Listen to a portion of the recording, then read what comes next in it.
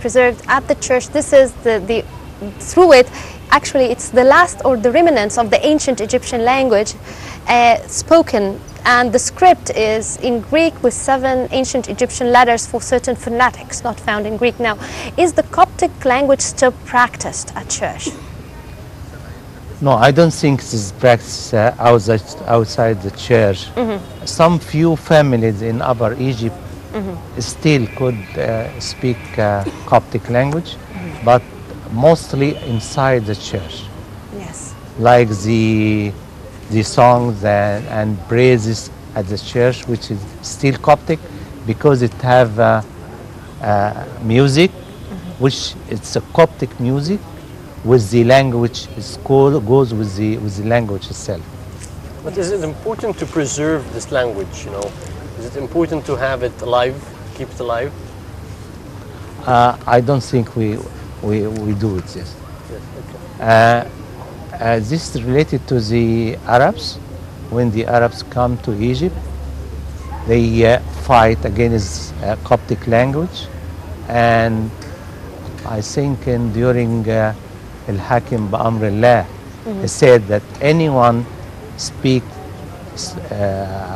Coptic, he will cut his tongue. Oh my God. So it's now not outside the church, still it's inside the church. Can we revive it through the Sunday school? Because I know that, for example, at the Faculty of Archaeology, they teach Coptic as a subject. So can the Coptic language be revived to the Coptic community through Sunday schools and through also the religious services?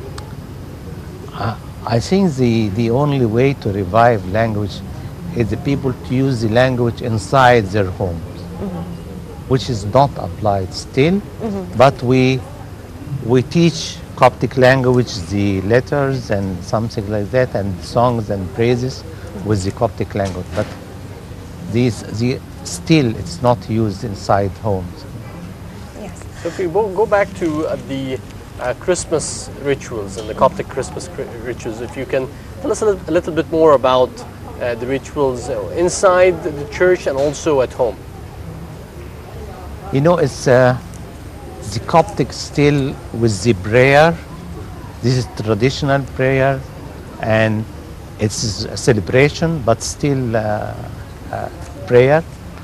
But the other showing up around just adopted from the West. You know, the tree is not a Coptic. Santa Claus is not Coptic, so it's still with the traditional prayer inside the church. That's the main celebration is through the prayer. Yeah. Any special food, you know, traditions? I think with the Egyptians they have these customs of some foods related to some feast or something. So Yes. you know, the Copts fast for 43 days before Yes. our Christmas. So eating a lot of meat and a lot of something like Do you this. feel more healthy after this, you know, long fasting period? Hmm? Do you feel more healthy after the long fasting period without meat? Healthy. I think so. Spiritually, it's okay, Yes. and vegetarian food is a good food. Definitely. I'm a physician, I know this. Now, Doctor, is it true that actually for the communion, because part of the ceremony is communion, to be really be turned into the flesh and blood of Jesus Christ, is it true that you shouldn't be like at disputes, you should be at peace?